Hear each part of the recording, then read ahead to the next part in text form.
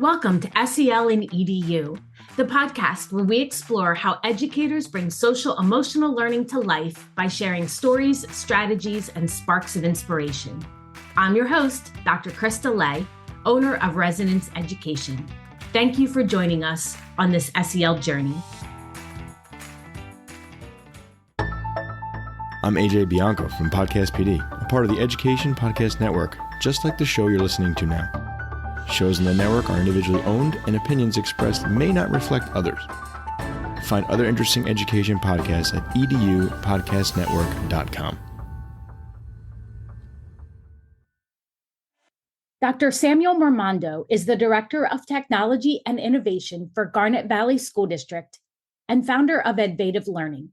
A leader in ethical technology use, Dr. Mormando helps students and educators leverage technology responsibly. He serves on OpenAI's K-12 AI Advisory Board and is the author of Navigating the AI Revolution in Our Schools, a guide to ethical AI integration in education. His work focuses on empowering learners with innovative strategies, policy insights, and personalized learning approaches to shape in a future where technology supports effective learning. Thank you, Sam, for joining SEL and EDU. We are incredibly excited to have you here.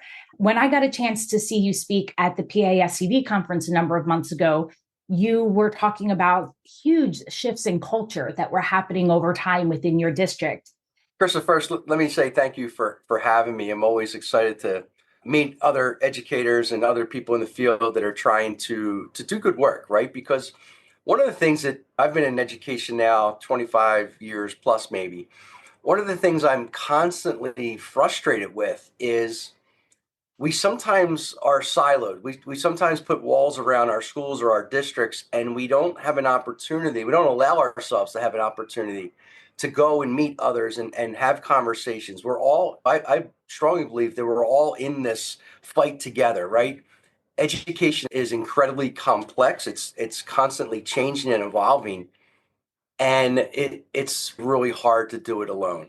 And the more I have an opportunity, and because of my position in my district, I have an opportunity to participate in conferences and to meet people like yourself and others, the better I am at my job. And I don't think we extend that opportunity to everyone in education. And I certainly know that sometimes we don't give ourselves permission to do that as educators. So I want to say thank you for allowing me to be on this podcast with you and having conversations with you and others on these topics. I appreciate your time. I know you're incredibly busy, and I know you're doing great work. And I want our listeners to be able to access that and to see how you're leading the way for this collaborative process. It's often, you're right, not happening, and it's siloed for a lot of different reasons. And anytime people are finding innovative ways to break out of that siloization, I think I just made a new word. I don't know if that's actually a word or not, but I'm still going to go with it, is great because collective minds can do brilliant things. When you think about the work that you're doing, what are the pieces that you're most passionate about and that really fill your bucket in terms of that collaboration and supporting educators and students? Yeah, so again, I am super lucky to work in a school district that I work in. I've been here 11 plus years in Garnet Valley School District.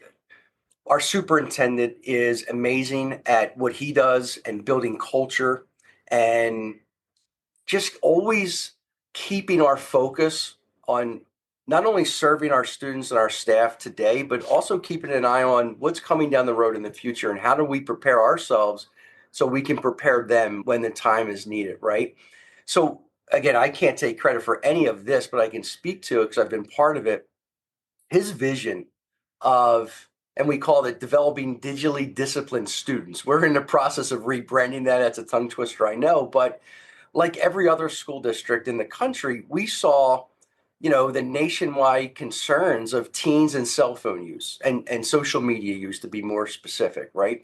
And we've read the research and we've read the books. And to say the least, it's concerning, right? And I'm fortunate enough to have my two boys are older. They've grown out of that phase. But when you're talking about sixth, seventh, eighth graders, even into high school, the research isn't lying. It's concerning, right?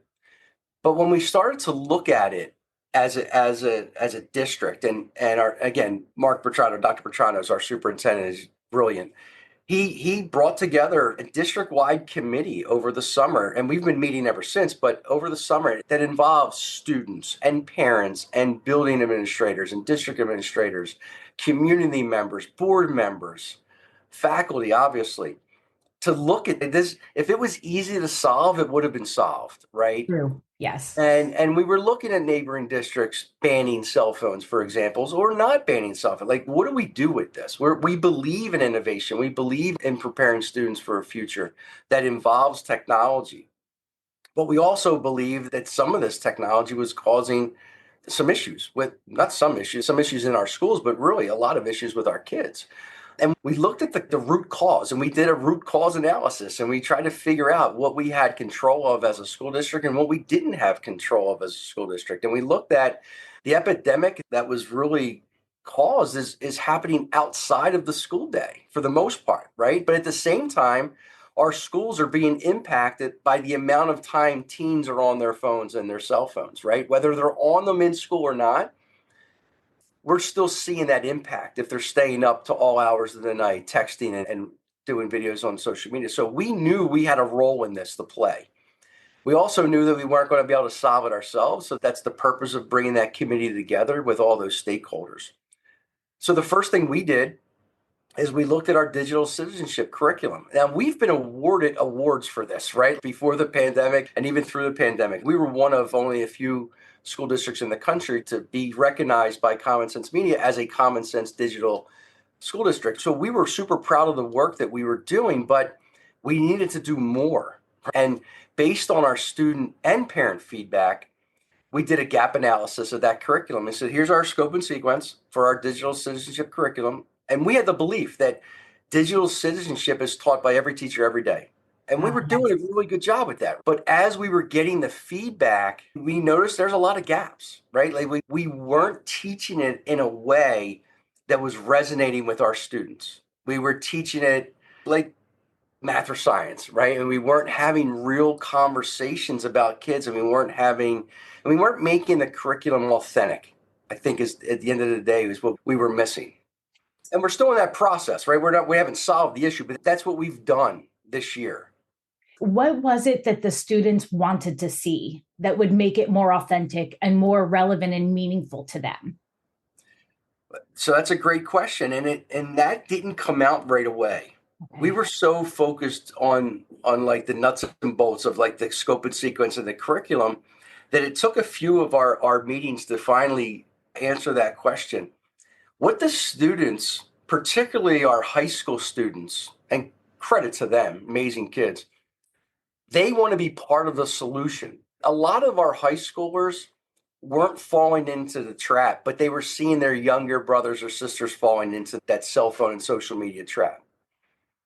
They want to be part of the solution by going back and having those conversations and being part of delivering the message, whether that be through a video or in-person conversations with kids. To say, hey, you know what?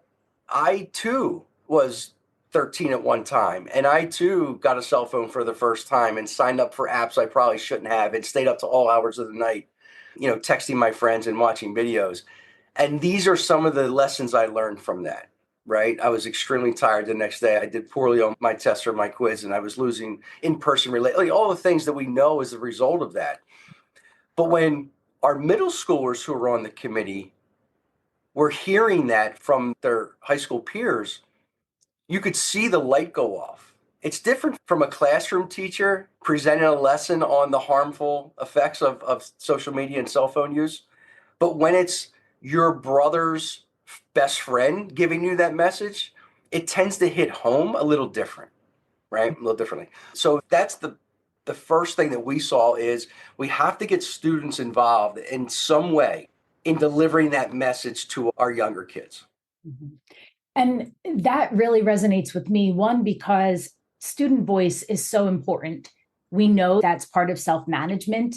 Having a sense of agency and developing that. We know that's also giving them a sense of purpose under self-awareness, and it's building their relationship skills so they can make better decisions for themselves. And we also know pedagogically that while they might have good rapport with some of us adults, they really want to hear from their older peers. And that's definitely more valuable. The second thing that struck me, and I was really reflective and really critical of myself because I'm the one who was advocating for digital citizenship to be taught this way, was my belief. We went 1-to-1 in 2014-15, like many districts did. It was my belief that digital citizenship should be taught every single day by every single teacher, but it should be embedded into daily lessons. And it should be reinforced through teachable moments with classroom conversations and discussions. And for 10 years, I believed that. And now I'm kicking myself because I'm hearing our students saying, I don't remember that lesson. I don't remember our conversations sometimes with our sixth grade teachers. We're taking a different approach now where we're making this instruction more explicit. We're not trying to embed it. We're still going to do that to an extent, but we're not going to go out of our way to try to embed these conversations into our everyday teaching. We want to make it explicit. We are teaching you this lesson on this topic in terms of digital citizenship because this is important for you to understand. And we want to spell it out, right? Yes. Because a lot of the kids were giving feedback that those lessons, they weren't absorbed to the level that we thought they should have been. I have so many thoughts because I'm with you on this idea of it being embedded. To me, it's like the literacy standards or social emotional learning skills, because those are our processes to help us learn the academic content. And I really admire the fact that you're like, but here's where we could have increased its effectiveness because it wasn't as explicit. What is that looking like for you now with it being embedded, but more explicit? And is that some time where that explicitness is separate? So we're in that work right now. We're kicking around a lot of ideas, taking the feedback from, again, those committee members. And then we took that work of the committee. It was a large committee. We took it back to our buildings. And each of our levels are different, right? So elementary has a different concern. Middle school is where we're heavily focused. And then high school, being a 9th through 12th grade high school for us, like there's a big difference between an 18-year-old and a 14-year-old, right? Absolutely. So we wanted to provide some structure, but it, again, give some responsibility for our kids. And we weren't seeing the negative effects of the cell phone and social media as much in our older grades and our older students. We were definitely seeing it in our younger students and middle school students. So we're kicking around ideas. We have an amazing high school course called High School 101 that's been in place at Garnet Valley High School for probably a few decades. And it's really like, how do I become a really effective and productive high school student? And it's everything from teaching digital citizenship, but also teaching study skills and all those soft skills that sometimes get lost and we advocate to other folks. We explicitly teach those in High School 101. So do we need to make a middle school 101 course, right? We're having conversations around that right now. I believe the consensus is in some form or fashion we do because it's so effective at the high school that we need to have something for our incoming sixth graders to lean on and go to every day or every other day, whatever the schedule allows, and say, this is a big transition from fifth to sixth grade. We get it. The work is different.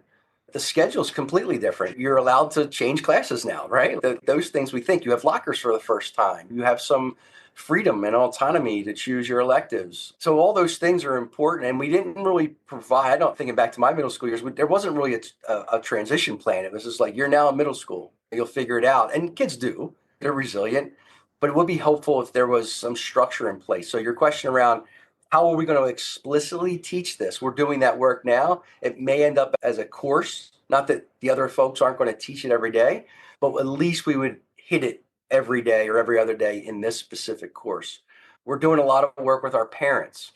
We sometimes take for granted that our parent community is reading all the research and watching the videos and seeing the same things that we're seeing, but I think everybody in education would agree that sometimes parents have other things that they're doing. They're working full-time jobs and things like that. So we have to bring that message to our parent community that this is a problem.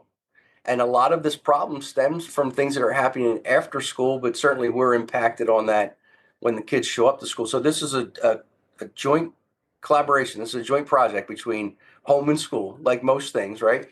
But we have to get this one right because everything is pointing to, if you don't get it right, then there's going to be some long-term consequences that no one wants to see happen to kids.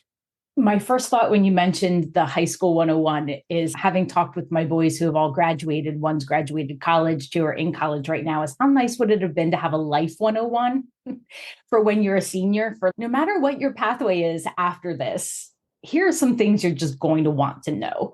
I think about the life lessons I was learning up until my early 30s till I'm like, oh, I think I have a better handle on what this whole thing's about.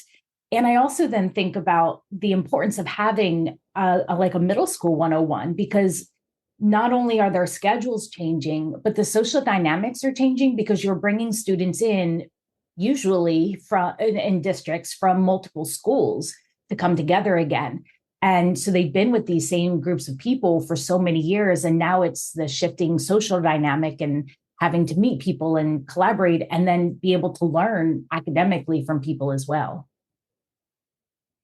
Yeah, and the students on our committee, both our high school students and our middle school students who sat on the committee, both groups acknowledged the benefit of having such a course. The other thing that surprised me was, throughout the conversations, throughout the work of our committee, each student group, didn't matter the grade level, recognized that they're on their phones way too much, recognized that they're on social media way too much. Number one. Number two is, both groups wanted to do that less.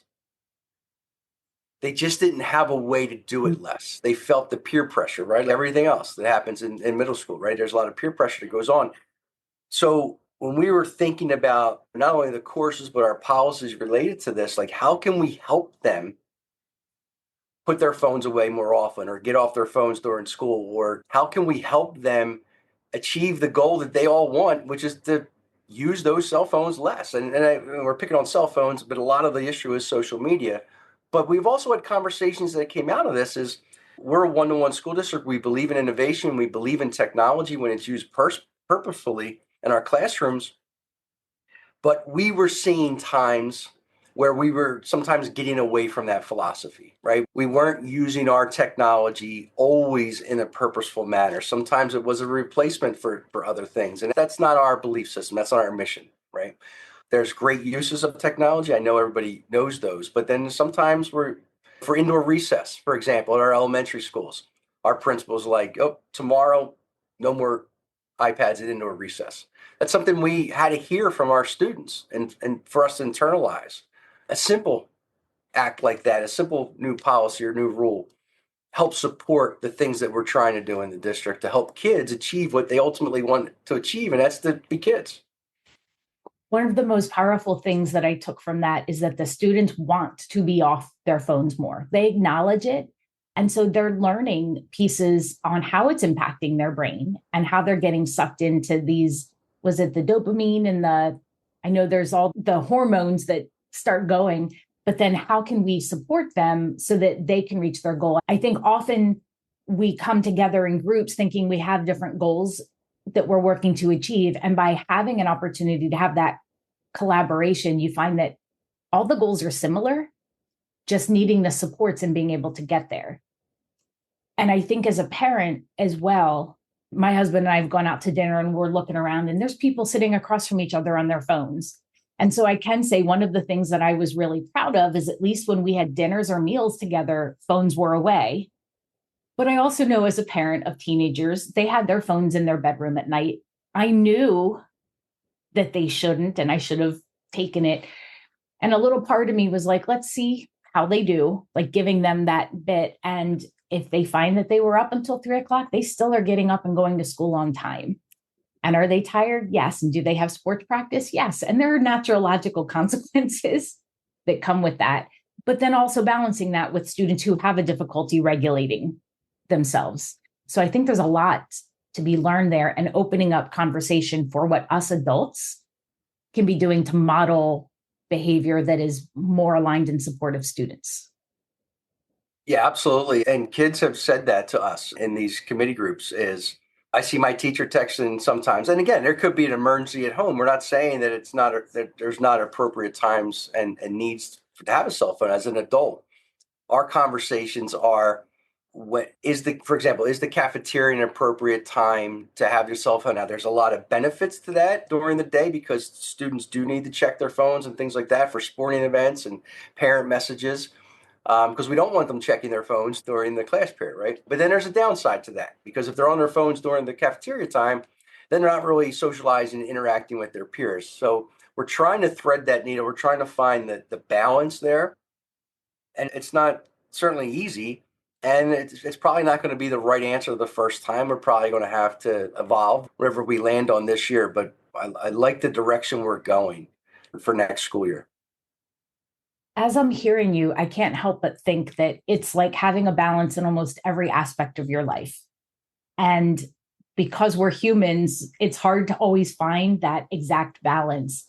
And so in my mind, your idea of this evolution is just what's going to be important, like striving for a balance, knowing that it's never going to be perfect, but having the flexibility and the agility to navigate when you need to.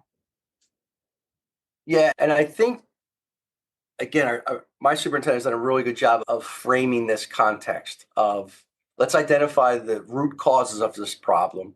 And most people know that cell phone companies and social media companies, they spend millions, if not billions of dollars on figuring out how to get people to stay on the screen, right? Because that's how they make their money. We're not going to solve that. We don't have the resources. We don't have the people in place to combat millions and billions of dollars and research that they do to try to keep people on their phones and social media. So we just have to know what the rules are of the game, right? And the rules are we lost that. We're not going to be able to figure that side of it out. The algorithms are too smart for us, right? So then what do we do? As a school district, that's easy. We have students from 8 to 3. No cell phones in class has been our policy in most policies forever. Now there's consequences that have to be talked about. One change we made at our middle school is cell phones are in their locker and they're in their book bags at all times. They should never be out. That's new for us. We allowed students to check their phones in the hallways between classes a year ago. But the students were reporting that's not helpful, right? They don't need to do that. But we do need to provide opportunities for them to check their messages because of again, sports schedules changing and things like that, parents texting. And then the work we're doing with our parent community, letting them know that this is an epidemic for these age groups of students. And we have to get on top of that. And then even equally as important, we're having conversations with our elementary parents who's, for many of them, their only kids right now, they don't even know what's coming in terms of technology and addiction and things like that. So we want to get the message out ahead of time so they can be proactive in some of their plannings. And the feedback's been great from our elementary parent community because, again, for many of them, they didn't see this coming. They're like, oh, I was about to buy a cell phone for my fourth grader, right? And we're like, if it's possible, we don't want to tell parents how to parent, but if it's possible, hold off at least a year or two, right? See if you really need the cell phone. So we're having those conversations. Again, this is going to be a long-term process for us.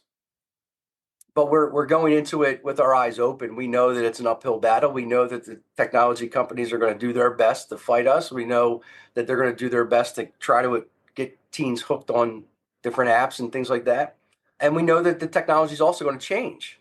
So, yeah, we're talking a lot about cell phones right now. It could be a watch. It could be something else in the future that's getting their attention. So we're trying to be sure that we're not super focused on cell phones right now because we know that things are going to change down the road.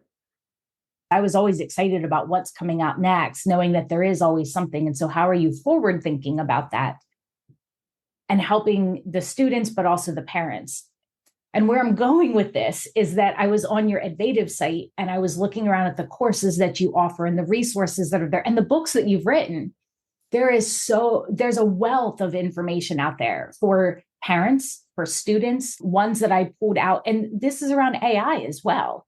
You have a create a digital citizenship pledge, thinking about how you're switching communication and implementation plans for AI. And I love that you use the Heath Brothers book as a foundation for that. Thinking about how students can use AI in their prompts. Like I thought the guide one was phenomenal. And then how educators can leverage AI in a smart way to be able to help make their lives a little bit easier as well. And so I'm hoping that you would not mind talking a little bit about the foundation, the business that you have, and how that's influencing and supporting areas around you. Yeah, I'll briefly talk about Advative, but I specifically want to talk about AI and AI literacy for kids, because that's a lot of our focus right now, obviously, in a lot of school districts too. So Advative came out of a need in 2017-18 from myself and some colleagues here at Garnet Valley. We were asked to support a local district to lift and to help them lift an online and blended learning program. At that time, Garnet Valley, we had homegrown a blended learning and online learning program that allows any one of our students, K-12, to take any course at any time in one of three formats: traditional face-to-face, online, or blended. Same teacher, same curriculum, all the resources were OER created. And it was a really robust and successful adoption for us. So other districts were interested and we wanted to help support them. But they didn't necessarily have the people in place at that time. They didn't have maybe the technology in place at that time. This is almost 10 years ago. So we were asked to support their administration and their faculties in developing a similar program for their district. But we ran into some roadblocks.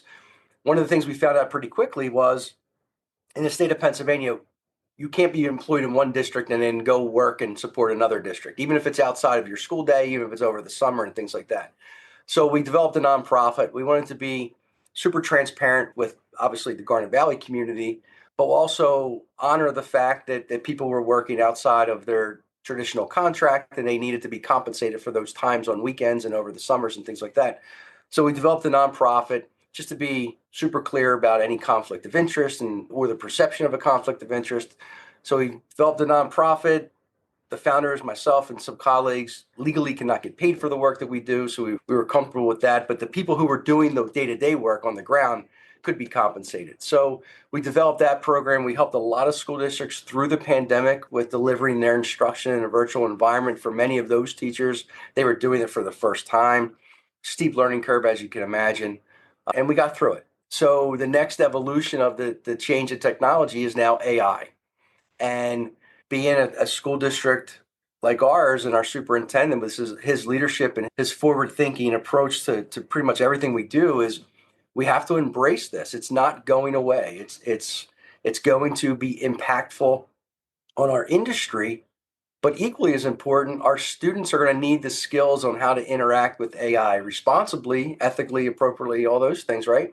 When they graduate Garnet Valley High School. So what are we going to do to get ahead of this? And it's really been a challenge because it changes so quickly. But yeah, we embrace AI. We're fully invested. I sit on an advisory board on a couple of different higher education institutions, Harrisburg, do a lot of work at Widener, partner with OpenAI directly. Myself and some of my colleagues throughout the country, we meet monthly with their engineers and we talk about the product and how it can be safe for kids and schools. I see it from the administrator level for the first time in my career, an opportunity to be more efficient and effective at what I do.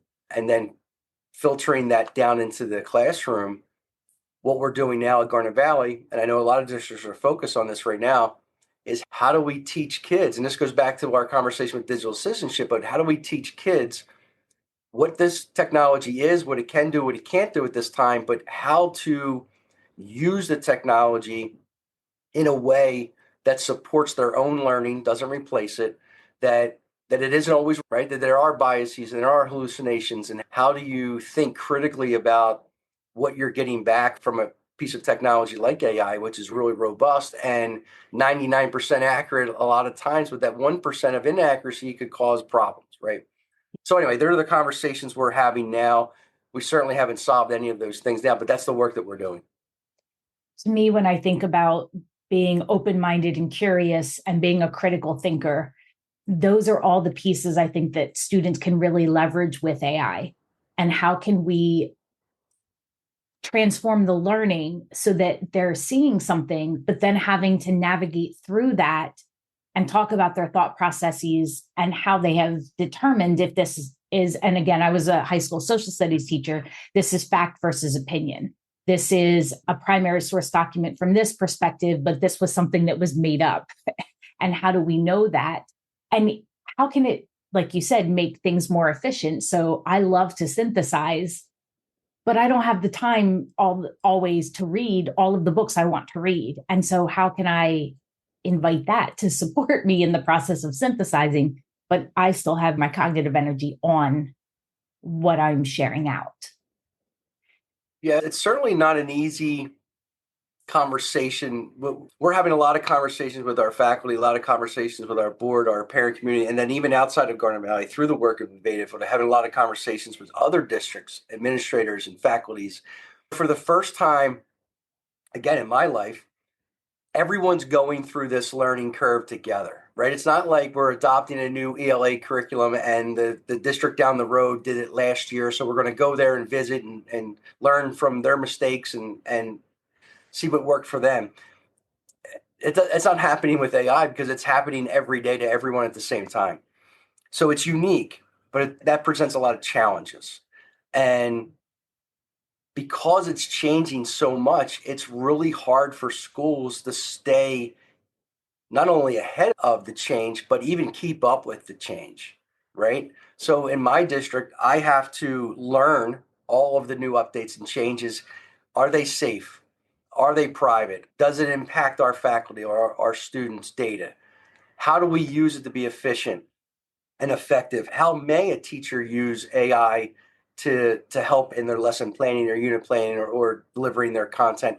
And then how do you then put AI in the age appropriately, obviously, but how do you put AI in the hands of students to help them learn how to use the technology? So that's a lot, right? That's an extremely deep conversations that you have to have, and planning has to go into effect when at a time where you don't have time to add a new content area to your curriculum, right? To your course catalog. Point. So how do you embed that into everything else that you're doing? So school districts are up against it right now in terms of AI, but our belief is you have to embrace it. It's not going away, and you have to just figure it out. You have to thread the needle. And that's what we do in districts, right? It could be any topic. That's what we've done for decades. So as people are listening to this, if they wanted to get a hold of you to deepen the conversation or to work with your organization in their schools, or even just to go to the website and look at some of those resources, what would be the best way to get a hold of you? Yeah. So there's plenty of ways to get a hold of me. One would be to go to the Advative website. It's www.advative.com. Another way is to go to the Garnet Valley website, garnetvalleyschools.com.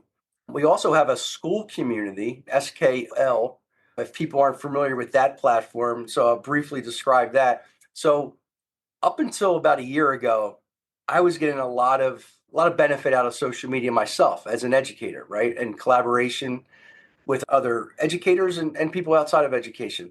And then about a year ago, my algorithm must have changed, and I was not seeing that benefit. I was seeing a lot of negativity. I was seeing a lot of political ads and things like that. And listen, I taught social studies like you did in the high school for many years, and I liked politics, but I didn't like where that was going. So I needed a way to still collaborate with others. So we started this community, school community. It's a platform. It's free. Everything in there is free, called Next Gen Educators. It's a replacement of what social media used to be for me, and we share resources. We jump on a live call once a week if we can, and it's just a group of people from across the country who work in education at all different levels, talking primarily about AI, but not always about AI right now, but primarily because that's the topic of interest, and just what's working for you, what's not working. Here's some, my district's working on a policy, for example. What do other districts have out there? Can I see your policy? So it's really been a benefit for me and the people here at Garnet Valley, but other people outside of Garnet Valley. And And the way I see my work with AI, and I've been doing a lot of work with AI, since it's so new and no one really has the right answer to any of this, like the more I get to talk with others about AI, the more I understand the advantages and disadvantages and challenges it brings, the better we are as a school district because I can bring that back. And when a teacher has concerns about student data privacy, I can speak to it.